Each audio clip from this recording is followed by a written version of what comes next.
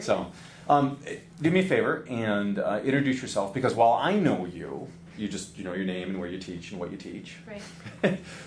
Okay, my name's Crystal Noka, and I teach at Harrison High School. Last year I was between Farmington and Harrison. I teach family and consumer science and physical education. Yeah, I noticed you had a couple of sections of phys ed when I was looking at your schedule today. Yes, that's my minor, so that kind of got me here full time, which is nice. So I'm not between That's great. buildings. And interesting to see it from both sort of a you kind of see two different spectrums of some of the stuff. I mean, it would be interesting to, you teach a foods class, but yeah, you also teach class in exercise science kind of thing. And it's sort of interesting because they're very related. Yep, they go hand in hand, so Yeah. it's really nice. And a lot of my kids that I've had, a lot of my students that I've had for food and nutrition, I have for personal fitness or phys ed, and vice versa. So we've already talked about and approved the Introduction to the World of Food. Did I get the title right on that one? Introduction to the World of Food? Exploring the World of Food. Yep. Thank you.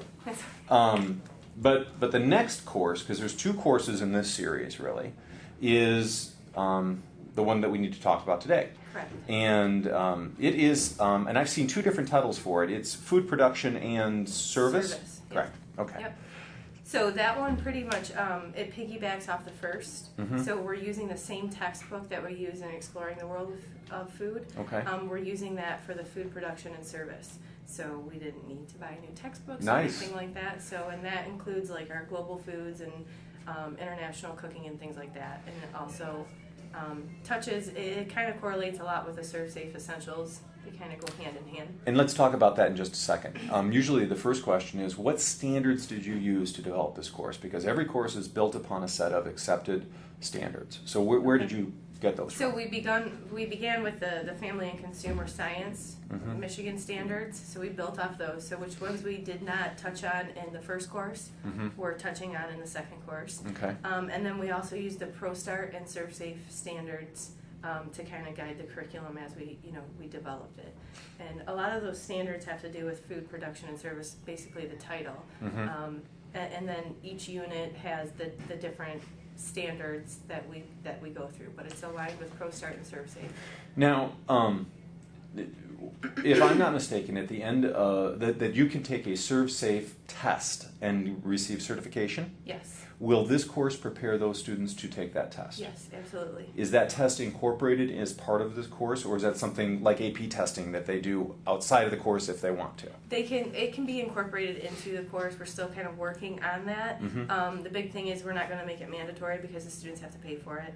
So it's going to be optional. But if they do choose to take the test, and if they take it and pass, it gives them something tangible to leave the course with. So if they were to go out in the workforce and apply at a restaurant or anything that deals with hospitality or food service, they would have that certificate, that Serve Safe sanitation certificate, and that's just going to increase the chances of them getting out into the workforce. Great.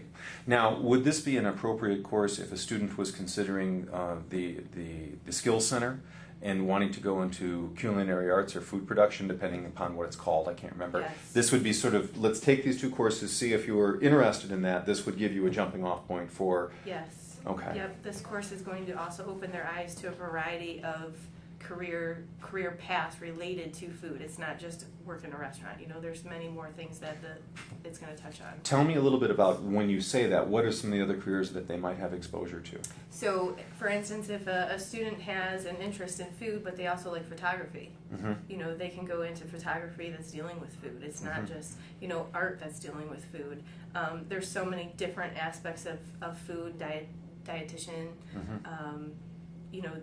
there's just so many different things that they can do. They can go into teaching like I am. One of the other things that I do is I have a professional chef that comes in from the Art Institutes, and he talks about the different careers. So, where it's not just a chef in a restaurant, you can be a pastry chef, and the specialized areas dealing with food. Now, but do they cook? They will. They will. And that's one of the big things that the students, I think, are worried about. They will.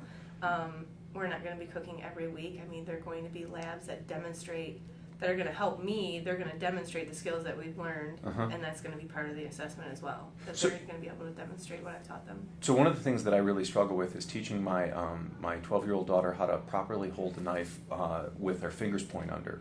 And she always wants to use the smallest knife available on the smallest thing. And I'm like, that's not how it works, honey.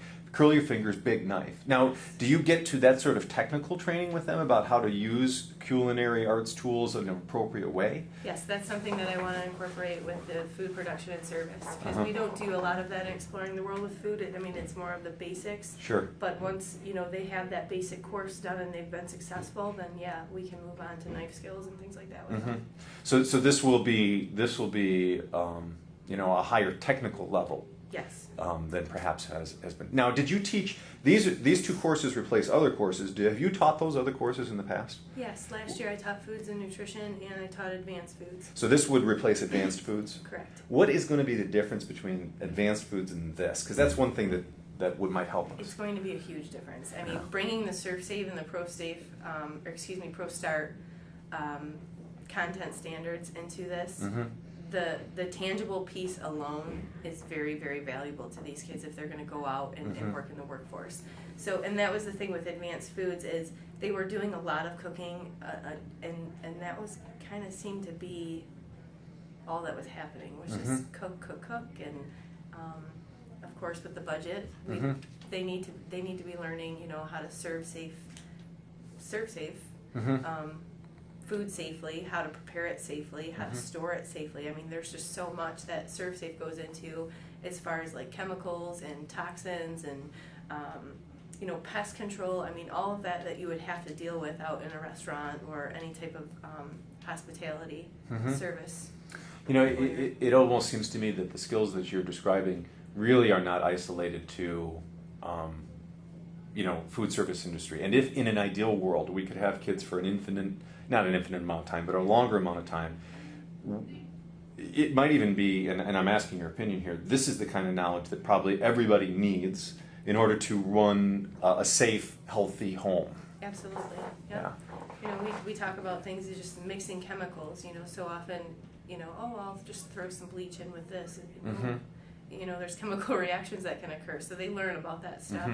But just how to store things properly, how to reheat food. That's something that's really big, is people will cook food and they'll leave it out and let it sit. And obviously with that comes foodborne illness. So we talk about how foodborne illness is prevented and what's the cause and effect of foodborne illness. In reviewing the standards, when I looked at them, I found them to have a lot of technical. You know, I saw quite a bit of science and mathematics, and I know that it's at least crosswalk for mathematics, and that there's a fair amount of what I would call sort of consumer level math in these, which I was glad to see.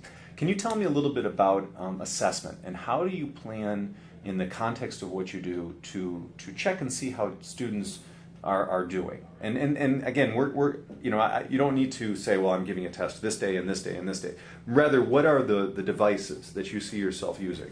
I think there's a variety of devices. I mean, not just for this course, but any course that I'm teaching. Is you know, quizzes and tests are one thing, but just simple question and answer discussions, classroom discussions, quick writes. I do quick writes all the time. I'll be incorporating all of that into this this course, as well as the demonstrations. You know, we went over the skills. Now, can you demonstrate them to me? Because that's a whole different level, is when they have to do it rather than just read about it or take a quiz on it. Yeah. So we'll be doing that as well. And as you move forwards, recognizing this is the first time this course will have been taught, is you'll probably want to develop rubrics that would say, let's take my knife skill example, that would have a various descriptors, a 5-level descriptor of, you know, the use of a knife, basic use of a chef's knife. Yes.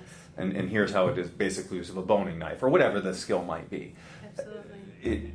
Has any work been done with the development of that rubric, or is that ongoing work that needs to happen? That's ongoing work that needs to happen. Yeah. Absolutely. Okay. I think one of the things that we recognize with curriculum is that it's an ongoing process, that you put a curriculum map together, that you put a course together, and then you have to sort of revise it on an ongoing basis in order to make sure that it's a good course. Absolutely. And so, and we recognize that as we approve content. No new textbook. Are there any other new resources that you need? And what I mean by that, do you need different equipment than you have? Are there expenditures that have to be put in place before this class can operate? Not that we're aware of right now. We're going to try to operate with our kitchens are pretty well equipped. You know, for instance, the chef knives and things like that. We're dealing with knife skills. We bought the ServSafe Essentials workbook for the students, which we're not very expensive at all, and we have DVDs for each school. So each school, I think, received about 24 of these books. And then the only other cost that I foresee is the Scantrons for the test. Yeah, and that's minimal. That's You would very, have very that with minimal. any course, perhaps. Exactly. I don't want to take too much more of your time. You've done a very nice job of giving us a complete picture of the course. Was there anything else that maybe you thought, geez, I really want to say this, that you didn't get a chance to mention as you were talking? The other thing that I wanted to mention was the funding. We do not get funding for this course, but we get funding for child development courses in our CTE program. So with that, we have to have 3 other courses that are running, and that could be, teen issues or on your own or exploring the world of foods. But I think this one's going to be very, very important just because of that tangible certificate that we're going to give the kids, or give them the option. Okay. So with running this course along with 2 other courses, we will get funding. So this course doesn't get added cost dollars, but it does enable child development to Correct. get added cost dollars. Correct. Makes sense. Thank you for sharing that. No problem. Sometimes the committee has any questions or answers. I'm meeting with them over the course of the next couple of days. I'll probably shoot those to you in email, and then we would be able to collaborate that way if that's okay with you. Absolutely. Thank you very much, Thank Crystal. you.